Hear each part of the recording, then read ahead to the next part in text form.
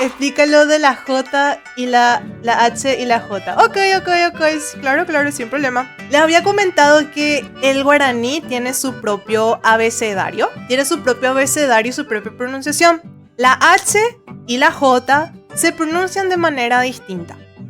La J en español suena como normalmente lo escuchamos, ¿verdad?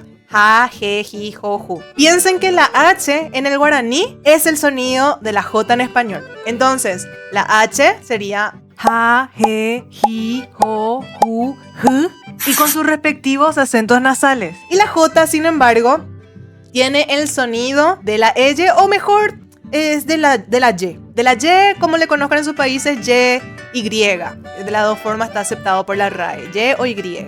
La J en el guaraní suena como la Y.